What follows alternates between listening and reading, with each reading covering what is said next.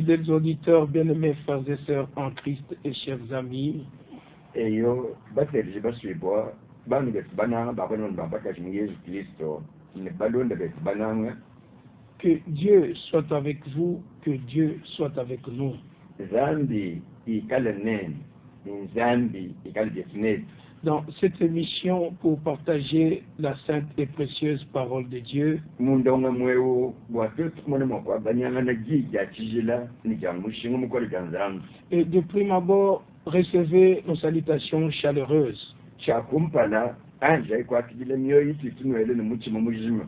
dans la communion de Jésus-Christ, le Fils de Dieu, Mubobo mwa bwa Yesu Kristo mwana wa Nzambi. qui revient bientôt selon sa sainte et précieuse promesse. Ukaji pakwalukile matuku makesaje pansha bilondishila mulai wendo wa chijila no mushinga mukole. Et à cette promesse du retour de notre bien-aimé Seigneur et Sauveur Kumulai yewu wa jalukile wa mukelenga wetu ni musungi wetu Yesu Kristo. est attachée la promesse de Actes chapitre 3, versets 19 à 21. Jikulama temulai jumwenze mubienze chapitre muisa tukanuka zini chitele matone kama kunyabini kamwa. Parce que là où il est dit que Jésus sera retenu au ciel jusqu'au temps du rétablissement de toutes choses. Mwako jibamba bwase Yesu nanji kushala mulama mujulu toni pakumbana chikondi chakute kubile miliyoni mabwase. Ceux qui appartiennent à l'église épouse doivent vivre intégralement le rétablissement total de toutes choses. Aba bonso jikana mumulala wa ekeleze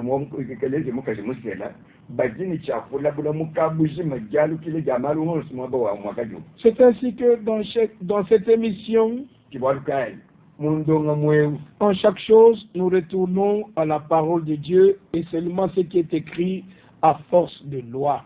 Amen. Mubwalu kitwalukila anu kuchichika chifunda mujija Nzambi. Ni chichika chifundibwa kichichika lechenze bwetu twetu mukenji. Nous n'interprétons pas la parole de Dieu. Nous ne donnons pas notre opinion sur la parole de Dieu. Nous la laissons telle qu'elle est. Parce que chaque parole de Dieu doit nous être révélée dans son contexte exact.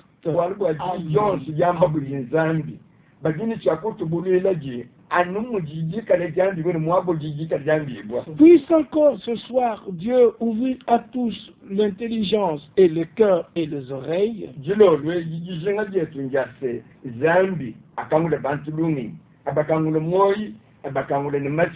afin que nous puissions comprendre correctement ce que l'Esprit veut dire à l'Église.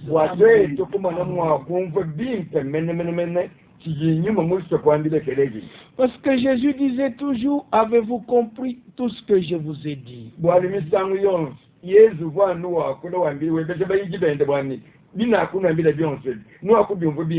Et dans Matthieu 15 au verset 10, il emphase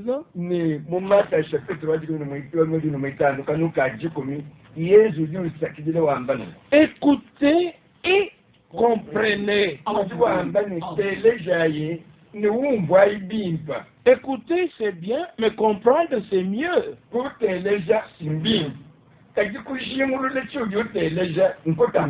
Mais qui peut donner la compréhension parce qu'on ne peut pas comprendre la parole de Dieu d'une manière naturelle.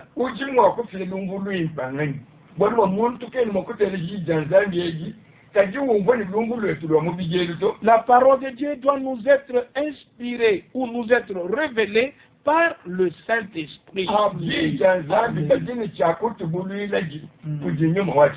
Oui, bien-aimés frères et sœurs et chers amis, chaque dénomination, chaque école biblique interprète de sa manière et de différentes manières sa parole selon son entendement.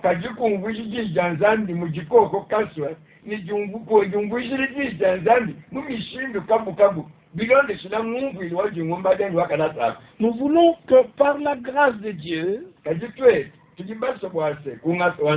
qu'aucun de vous n'aille ni dans cette direction-ci, ni dans cette direction-là.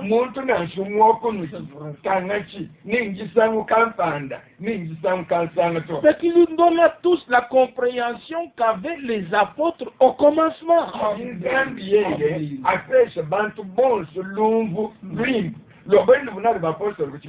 Le temps est arrivé.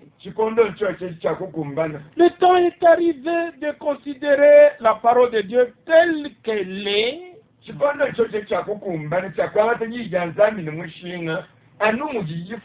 Comme une semence originelle. Et cela doit être semé dans notre cœur. Parce que dans Luc chapitre 8, verset 11, il est dit, la semence c'est la parole de Dieu.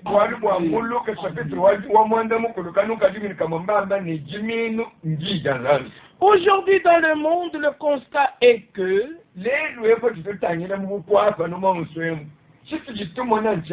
tout a été mal compris, mal interprété, et il y a différentes versions de la compréhension des Écritures.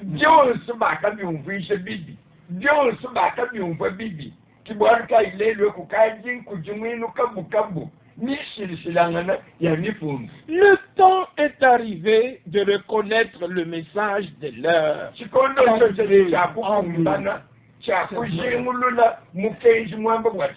C'est-à-dire la parole promise pour ce temps.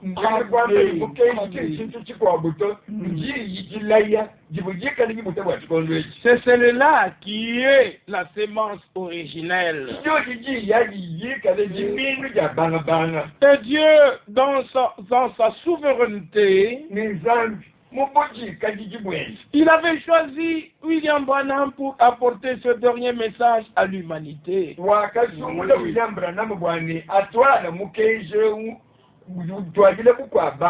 Par un appel direct lié au plan du salut de Dieu,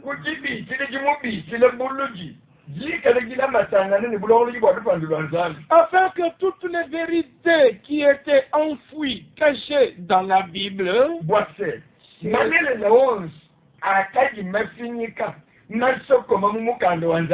que cela puisse être révélé, mis sur le chandelier de la Genèse à l'Apocalypse.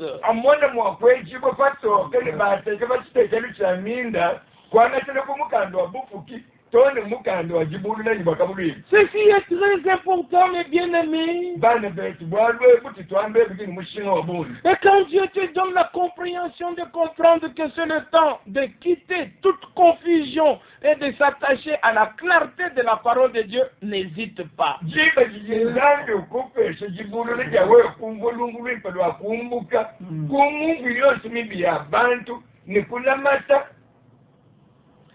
Que tu puisses t'attacher à la clarté de la vérité.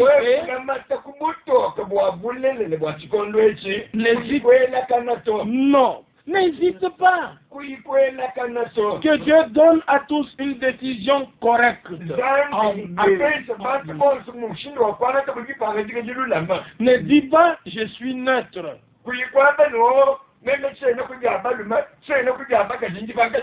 Soit tu es de la vérité, soit tu es de l'erreur.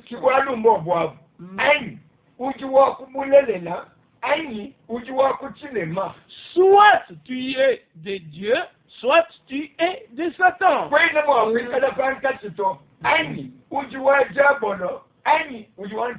Soit tu es spirituel, soit tu es charnel.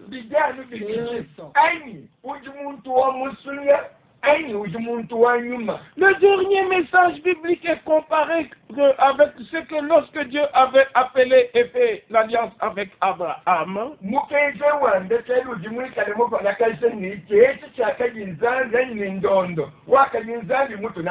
Lorsque dans Genèse au chapitre 15, le Seigneur Dieu pouvait dire à Abraham au verset 13, et le Seigneur dit à Abraham, Sache que tes descendants seront étrangers dans un pays qui ne sera point à eux.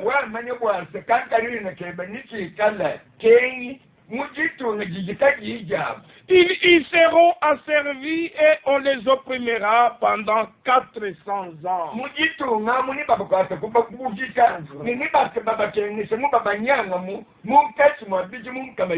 Le temps de la servitude est déterminé 400 ans.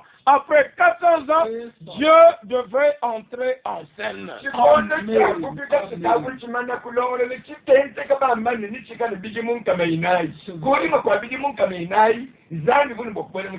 Au verset 16, à la 4e génération, ils reviendront ici.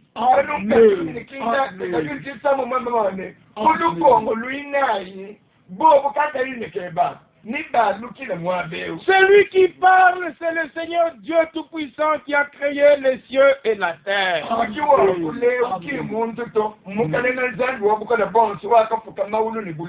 Verset 18, en ce jour-là, le Seigneur fit alliance avec Abraham.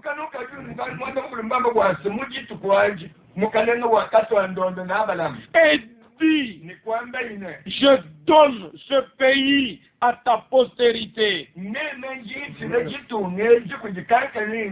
Depuis le fleuve d'Égypte jusqu'au grand fleuve, au fleuve d'Euphrate. Même les limites, les frontières du pays sont déterminées par Dieu lui-même.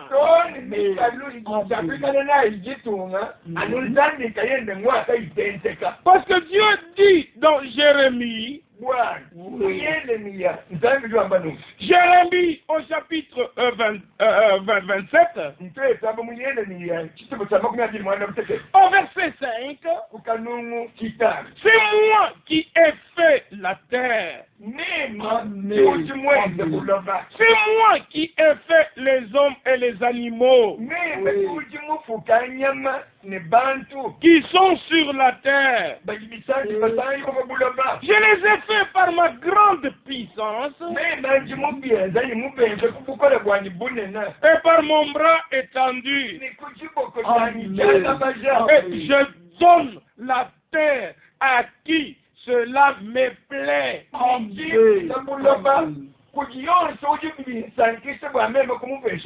Il la donne à qui cela lui plaît, lui, le Seigneur.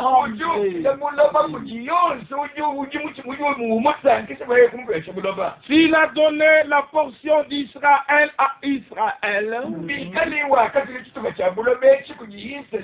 avec les limites bien définies, aucune résolution de l'ONU ne changera cela. Après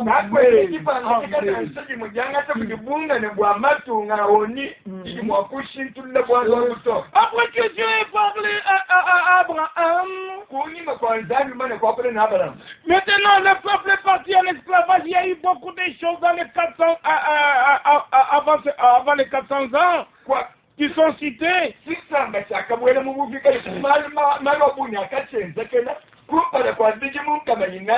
Malgré les difficultés et les situations, Dieu connaissait ce qu'il avait déjà dit à Abraham par une alliance.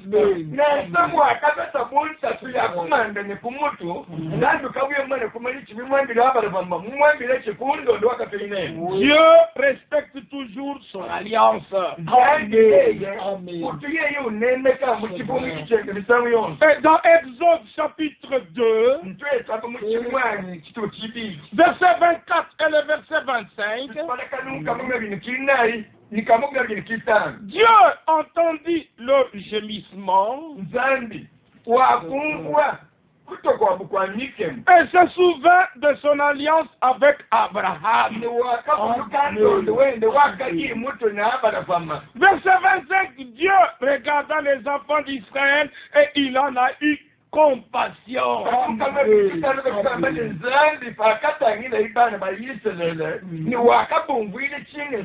Lui qui avait dit à Abraham, je délivrerai ta postérité à bras étendus et main puissante.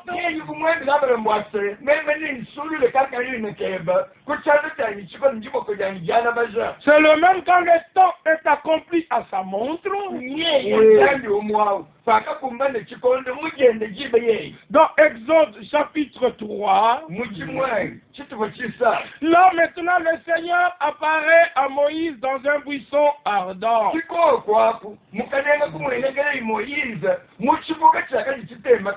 le Seigneur lui apparut comme étant un ange.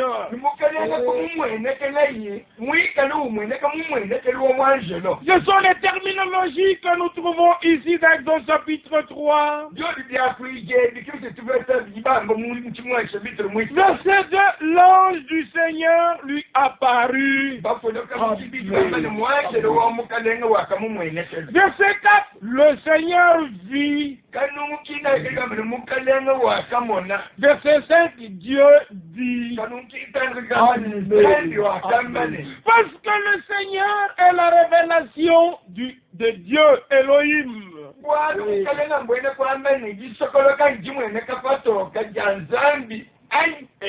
L'ange du Seigneur est la révélation du Seigneur lui-même en tant qu'un messager. Et au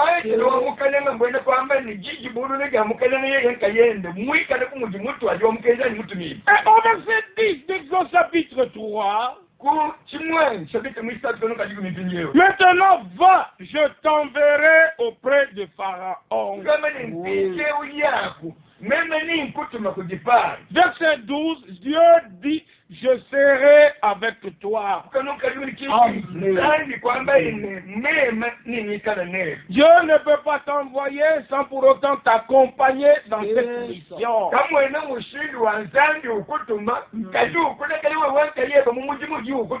Dieu doit t'accompagner dans cette mission. Et arrivé au chapitre 4, verset 1, Moïse répondit et dit, voici, ils ne me croiront pas. Et ils n'écouteront point ma voix. Mais ils diront, l'Éternel ne t'a point apparu, ne t'a point envoyé. À l'incrédulité est attachée la désobéissance.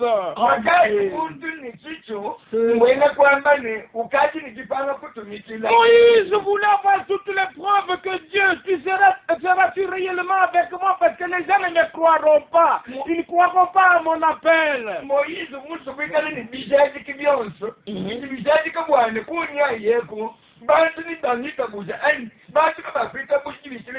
Et les signes que Dieu a donnés à Moïse,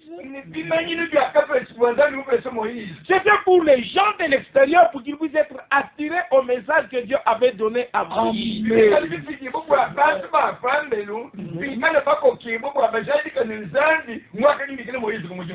si le peuple avait le devoir ou l'obligation de croire que Moïse était réellement un envoyé de Dieu avec la parole de Dieu au peuple de Dieu.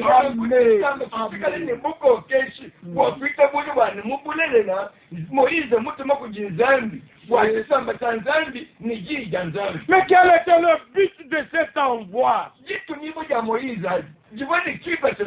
Verset 23 d'Exode 4. Laisse aller mon fils.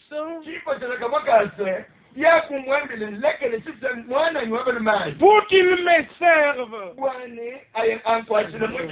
C'est pour que le peuple sorte pour aller servir son Dieu. Pas le servir dans la servitude. Mais sortir de la servitude pour aller servir le Dieu vivant. Et quand nous lisons dans le chapitre 5 au verset 1er, Le sens, le cœur du message est encore donné.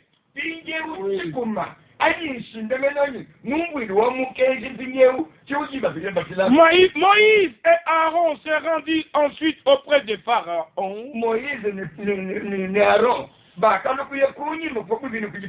Et lui dire, ainsi parle le Seigneur, le Dieu d'Israël. Laisse aller mon peuple pour qu'il me célèbre au désert une fête à mon honneur.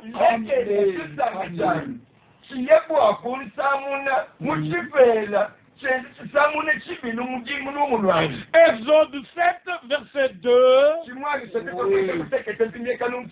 Toi, tu diras tout ce que je t'ordonnerai. Et Aaron, ton frère, parlera à Pharaon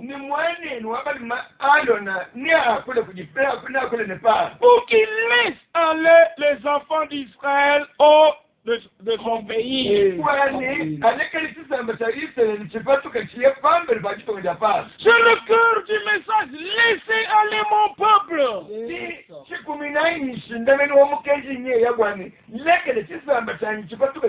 Verset 14, le Seigneur dit à Moïse, Pharaon a le cœur endurci, il refuse de laisser aller le peuple.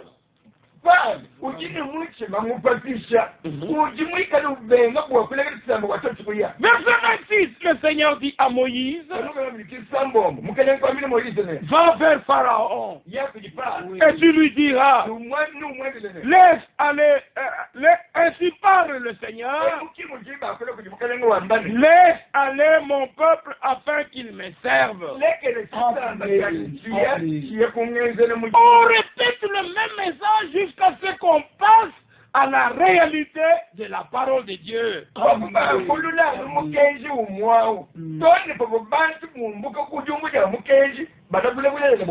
Vous pouvez la lire encore dans Exode 8. Au verset 16,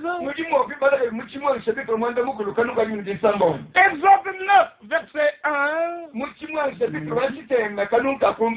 Exode 9, verset 13, maintenant dans le chapitre 10, le Seigneur a parlé et il a dit, à travers Moïse, quand il y a eu 12 signes qui se sont apparus en Égypte, au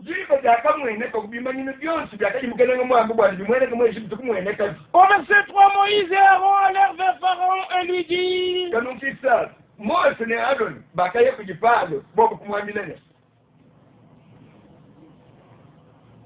ainsi parle le Seigneur, le Dieu des Hébreux. Jusqu'à quand refuseras-tu de t'humilier devant moi?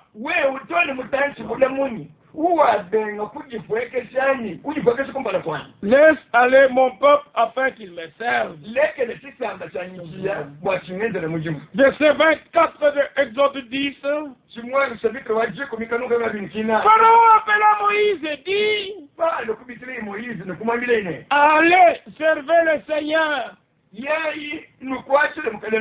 Il n'y a que vos brebis. Il n'y aura que vos brebis et vos bœufs qui resteront, et vos enfants pourront aller avec vous.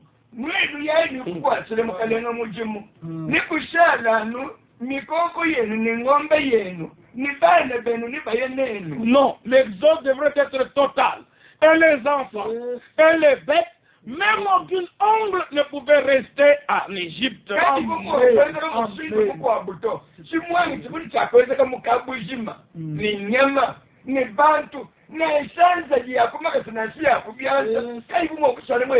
Pour arriver vraiment à l'exode total, parce que malgré tous les miracles, Pharaon résistait. Il y a eu exode 12. L'agneau a été immolé. qui était sans tache, qui préfigurait notre Seigneur Jésus-Christ en tant qu'agneau de Dieu.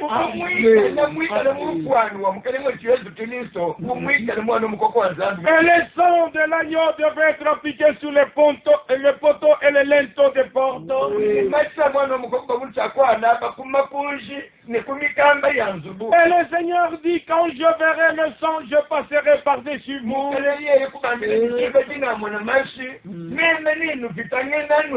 Et tous les enfants d'Israël ont observé ce que le Seigneur avait recommandé. Et vous pouvez lire cela vous-même à la maison. Il y avait les pleurs parmi les Égyptiens. Mais il y avait un départ soudain au peuple d'Israël. Et arrivé au chapitre 13, il est dit ceci au verset 21. Le Seigneur allait devant eux le jour dans une colonne de nuée pour les conduire et la nuit dans une colonne de feu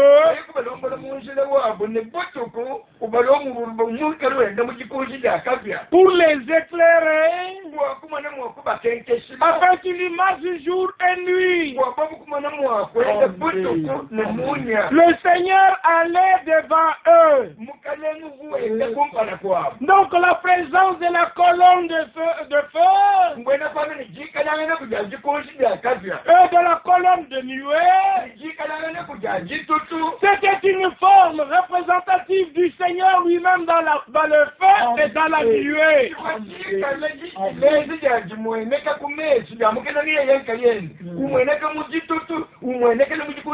C'est ainsi que dans le chapitre 14 d'Exode, il est écrit au verset 19,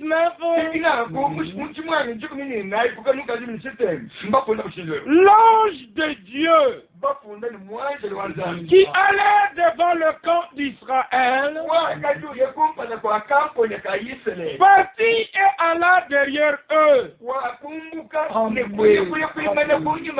Et la colonne de nuée qui les précédait partit et s'éteint derrière eux. Donc toute cette colonne de feu, c'était l'ange du Seigneur. Alors le peuple devait accepter que Moïse était réellement envoyé de Dieu. Le feu lui était apparu dans le désert.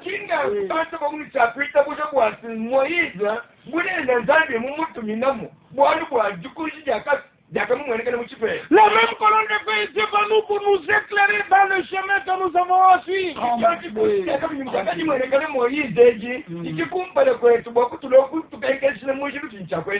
verset 31, Israël vit la main puissante que le Seigneur avait dirigée contre les Égyptiens. Et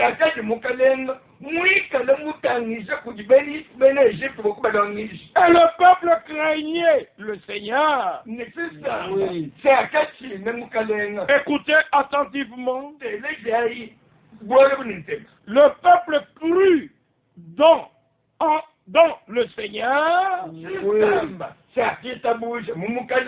et en Moïse, son serviteur. Ils ont maintenant vu que réellement Moïse est le serviteur envoyé de Dieu avec le message de l'heure.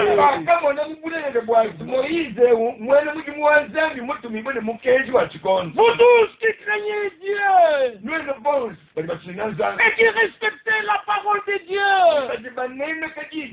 croyez aussi ce qui est écrit ici dans Deutéronome, au chapitre 20,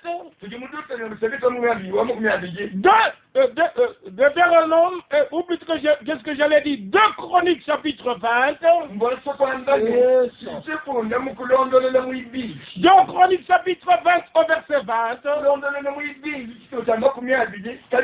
Et là, nous trouvons écrit, dans la dernière partie du verset, confiez-vous en le Seigneur, votre Dieu, et vous serez affermis.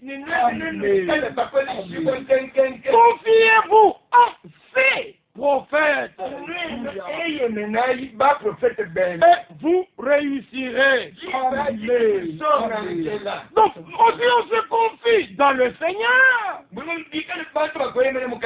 Nous, on doit encore reconnaître que le Seigneur a envoyé ses prophètes. Et les prophètes ils viennent avec le ainsi dit le Seigneur. Comme il est écrit dans 2 Chroniques 24, verset 19, le Seigneur envoya parmi eux des prophètes pour les ramener à lui.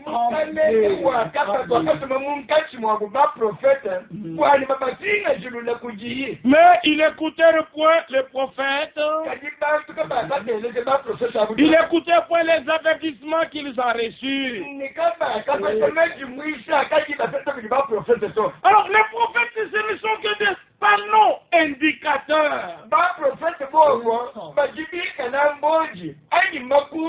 Qui nous montre le chemin du Seigneur. Et nous prenons l'information, nous continuons sur le chemin.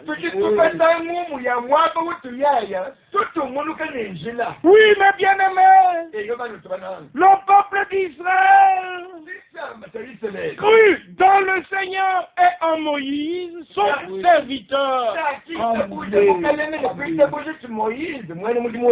Moïse, serviteur de Dieu, pouvait dire dans Deutéronome chapitre 18, au verset 15 jusqu'au verset 18, là il fait cette déclaration: le Seigneur ton Dieu te suscitera du milieu de toi, d'entre tes frères, un prophète comme moi. Vous l'écouterez. Il répondra ainsi à la demande que tu fis au Seigneur ton Dieu à Horeb le jour de l'assemblée. C'est ainsi que le Seigneur répondra.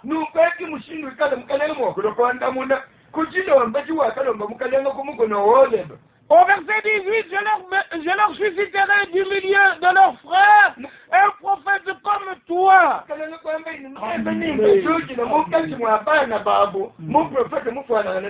mettrai mes paroles dans sa bouche. Et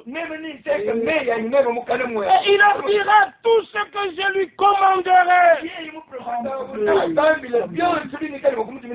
Et si quelqu'un n'écoute pas mes paroles, qui lui dira en mon nom, c'est moi qui lui en demanderai compte. Mais qui est ce prophète dont Moïse parle ici?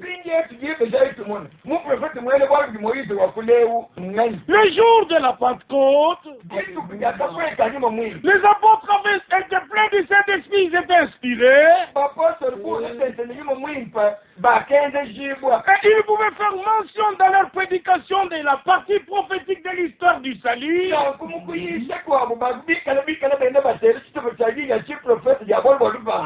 ainsi, que ce soit les jours de la Pentecôte ou les jours qui ont suivi la Pentecôte,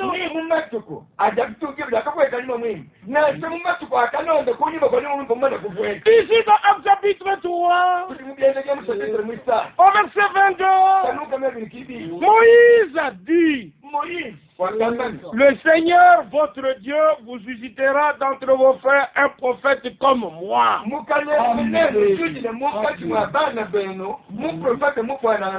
Vous l'écouterez dans tout ce qu'il vous dira. Et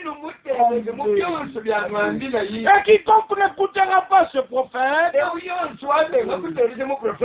sera exterminé du milieu du peuple.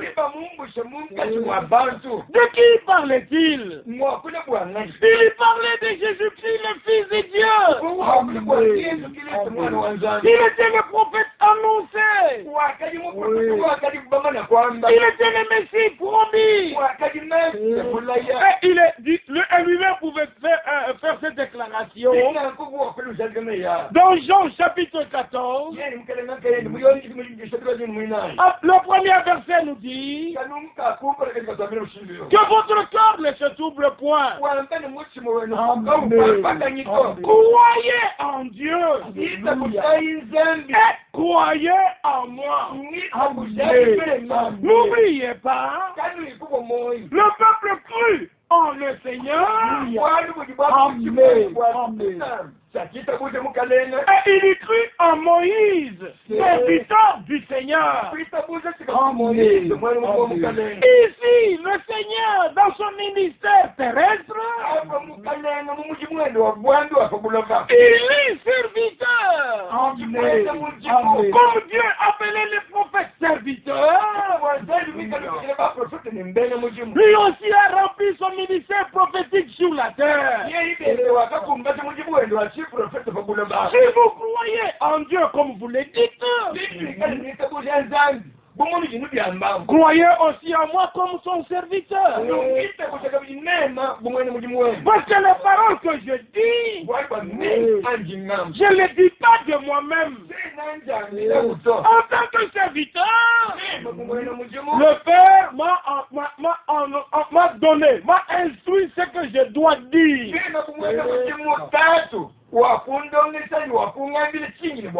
C'est ce que nous pouvons lire dans Jean chapitre 12, au verset 49. Car je ne peux parler par moi-même, mais le Père qui m'a envoyé m'a prescrit lui-même ce que je dois dire et annoncer. Et cela était valable. Nous devons toujours mettre la relation là où il est dit agneau de Dieu. C'est un rapport avec quoi? Là où il est dit de lui, fils de Dieu, c'est un rapport avec quoi? Là où il est dit de lui, souverain, sacrificateur selon l'ordre de Melchisédek, c'est un rapport avec quoi? Là où il est dit, il est fils de l'homme, c'est un rapport avec quoi? Fils de David, c'est un rapport avec quoi? Le Père est plus grand que moi. C'est un rapport avec quoi? Moi et le Père, nous sommes un. C'est un rapport avec quoi? Que Dieu accorde tous la compréhension exacte. Il y a une grande différence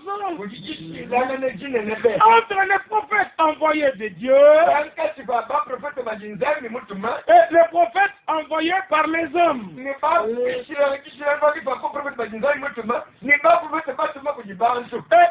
Où ils se sont envoyés eux-mêmes. Parce qu'un vrai prophète de Dieu, il pourrait leur être dit, comme c'est dit dans Jérémie 1, verset 12, au verset 12, chapitre 1, verset 12. yele chapitre wa kumkala kanuka nyikili Je veille sur ma parole pour l'accomplir. bwa kupete balele mbaba lewa buni mmeme ngalene ngite belele bakika imba kujikumba C'est ce que Jérémie le prophète pouvait dire à Anania le prophète. moi kanyele mo prophète wambila Anania mo prophète Dans Jérémie chapitre 28, muyele ni bakuya kini mwanda mukuru il pouvait lui dire, et 26 j'allais dire, yele bakuya kini sambo là où Jérémie le prophète dit à Anania le prophète, wabu yele ni mo prophète wambila Anania mo prophète parce que le Seigneur avait révélé à Jérémie que le peuple ira en captivité. bwabo mukali mukambuli yele ni bwase sisamba niche mububi Là où ils feront 70 ans. mububi kamunibeza mubiji mumakumi mwanda mutekali Et c'est là, vous pouvez le lire au verset 11 du chapitre 24. Oui, il y a eu un autre prophète qui se levait, il a dit non, non, non.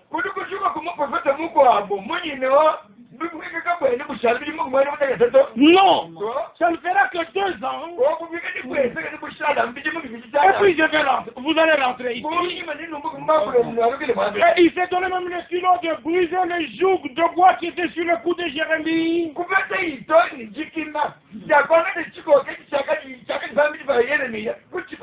Et maintenant tout le monde voulait mettre Jérémie en prison et le tuer. Parce qu'il a prophétisé de ce que le peuple ira en captivité. Dieu ne dira pas les choses qui vont dans le sens de ce que les hommes pensent.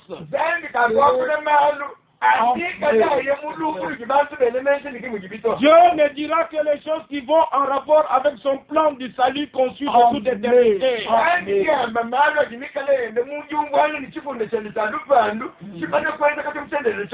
allez lire dans Jérémie chapitre 26. Jérémie pouvait dire au chef d'Israël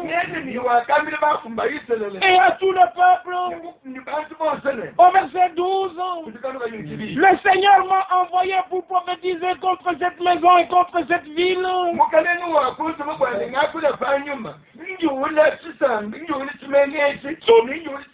Toutes les choses que vous avez entendues. Parce que le Seigneur lui avait dit au verset 2, toutes les paroles que je t'ordonne à leur dire, n'en retranche pas un mot.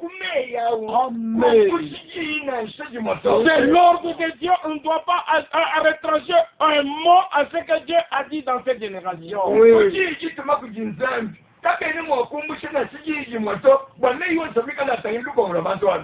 Jérémie étant sûr de son envoi, il dit, je suis envoyé de Dieu pour vous dire ces choses.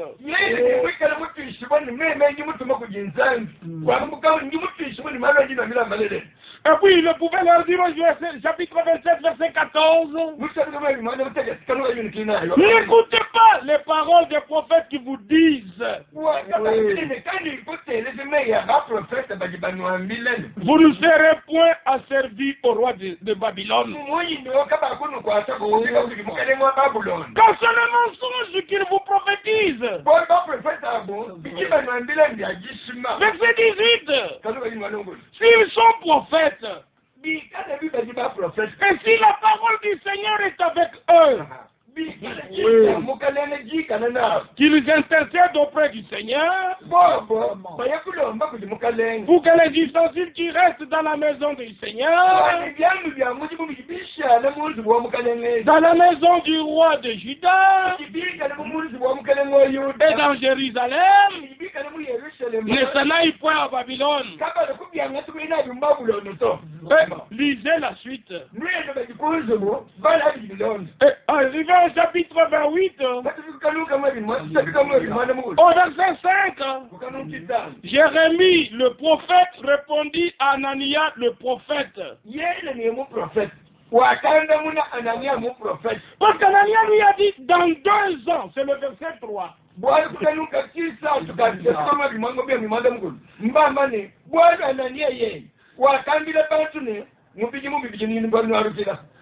Chapitre 25, nous avons lu, vous ferez 70 ans. Un autre prophète surgit, il dit, dans 2 ans. Musa ndonga mwanda mwisa. Bambane ninwenze bidi mwanda muteke. Professeur mo ko joge mu no. Non ninwenze bidi mbidi. Qui est là pour changer la pensée de Dieu? Mais bien aimés, ne suivez pas toutes les nouvelles doctrines qui poussent aujourd'hui. Retournons à ce que les prophètes et les apôtres ont annoncé dans la Bible.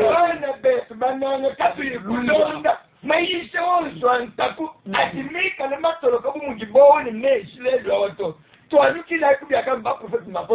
ce qu'ils vous disent qui n'est pas dans la Bible, ce sont des mensonges. Verset 7 de Jérémie chapitre 28. Seulement écoute cette parole que je prononce à tes oreilles et aux oreilles de tout le peuple.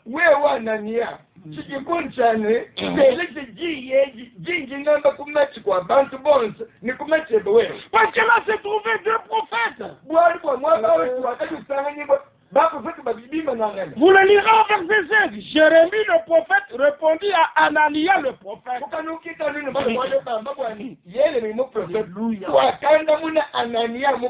Le Seigneur confirme la parole de ses envoyés.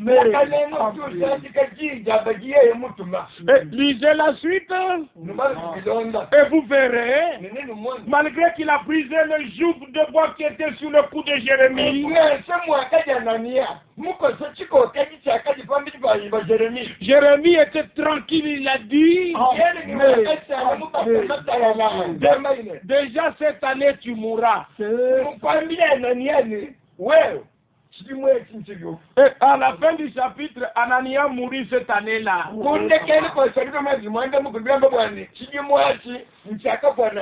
comprenez pourquoi nous insistons à ne dire que ce que Dieu a déjà dit dans la Bible? Et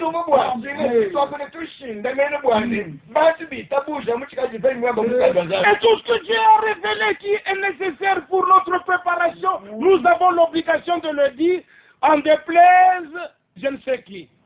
Oui.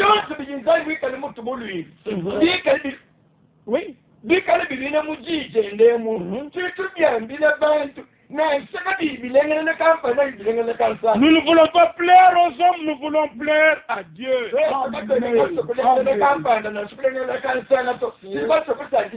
Nous faisons confiance en Dieu. Et nous faisons confiance aux hommes qu'il a réellement envoyés avec un mandat. Si au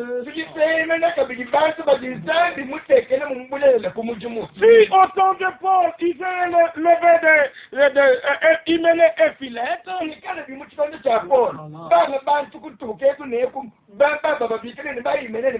pour pouvoir interpréter la parole de Dieu et dire au peuple que la résurrection a déjà eu lieu. Paul avait la responsabilité de lever l'épée et de montrer que ça c'est faux.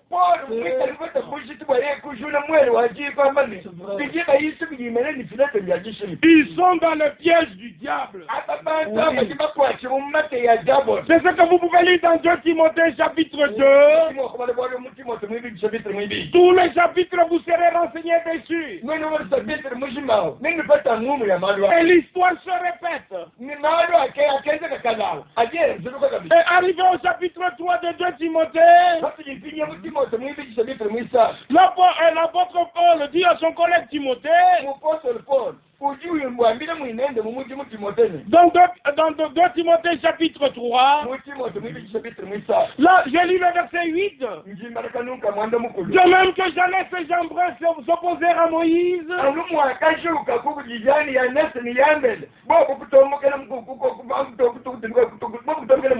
ces hommes s'opposent à la vérité.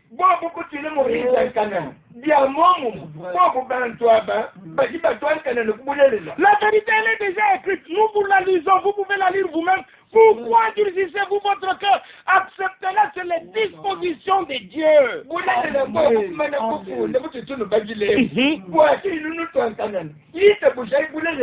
kimukati nzambi mukenji ujimwele Tels que les hommes s'opposèrent à Moïse dans le lit de Zod où nous étions avec vous, les hommes s'opposent aujourd'hui à la vérité,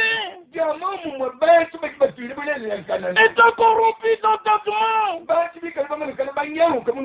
Ils sont réprouvés en ce qui concerne la foi, mais ils ne feront pas de plus grands progrès. Mais à Timothée, il pouvait dire, attache-toi à la lecture. Et en faisant cela, tes progrès seront évidents à tous. C'est 1 Timothée chapitre 4, au verset 13, et plus particulièrement les versets 15 et 16. Occupe-toi de ces choses. Donne-toi tout entier à elle, afin que tes progrès soient évidents pour tous. Tandis que ces hommes qui s'opposent à la vérité, leur progrès, ils ne feront pas de grands progrès. C'est ainsi que, au verset 16 de 2 Timothée 3, toute écriture est inspirée de Dieu, utile pour enseigner, pour convaincre, pour corriger, pour instruire dans la justice. Nous avons l'obligation ou le devoir de vous dire tout ce que Dieu a révélé dans ce temps pour que vous sortiez de toute captivité. Nous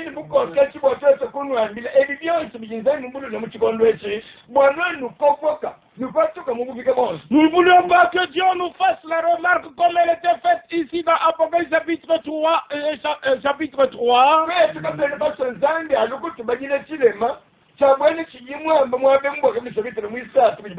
Ici dans Apocalypse chapitre 3, il dit ceci au verset 10, parce que tu as gardé la parole de la persévérance à moi, je te garderai aussi à l'heure de la tentation. Oui, qui va venir sur le monde entier pour éprouver les habitants de la terre. Là, il s'agissait de l'âge de Philadelphie. Mais dans Apocalypse 2, verset 12, qu'en s'agissant l'âge de l'église de Pergame, voici ce que dit celui qui a l'épée aiguë à 2 tranchants.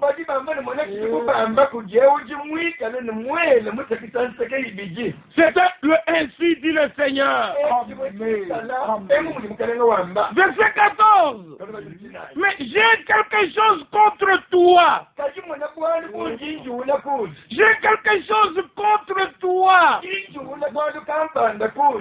Ça, c'est la réponse faite au messager de l'âge, à qui la lettre était écrite. C'est que tu as là des gens attachés à la doctrine de Balaam,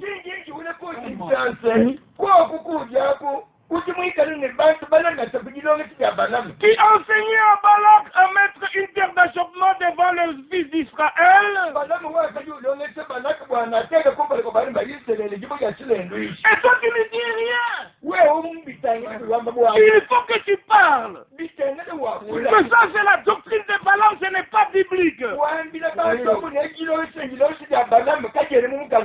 Et j'ai ça contre toi. Et quand vous lisez au verset 8, et qu'il y a l'un de l'église de Smyrne. bafungile mwekele wakusemuna Voici ce que dit le premier et le dernier. mona tujipamba kujiwakompane niwandekela Verset 9, je connais ton affliction. Car le Seigneur connaît toutes choses.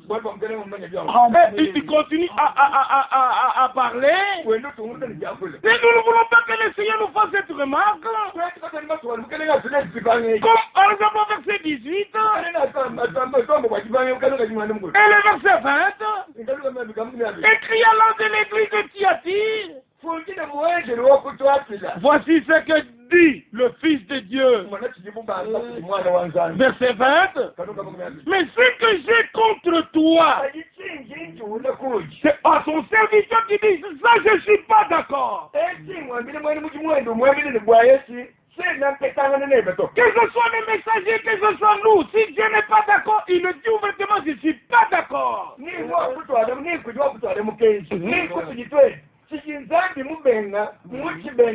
Voilà pourquoi nous ne voulons dire que tout ce que Dieu a dit dans sa sainte parole. Et que nous retournions à la simplicité de l'évangile de Jésus-Christ. Et que nous soyons tous préparés. Et que nous puissions nous regarder dans le miroir de la parole de Dieu. Et que par la grâce de Dieu, nous soyons en harmonie avec chaque parole de l'Écriture qui nous concerne.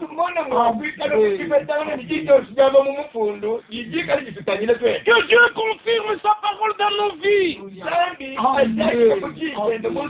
Il n'est pas maintenant question de regarder au voisin ou à autrui, maintenant c'est toi-même, c'est moi-même.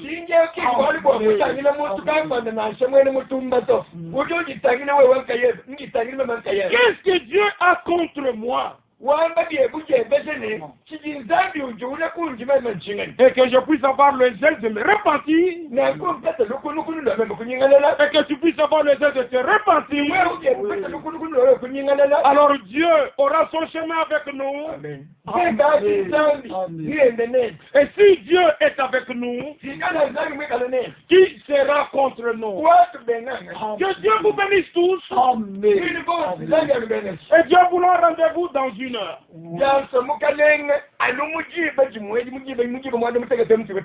Maranatha.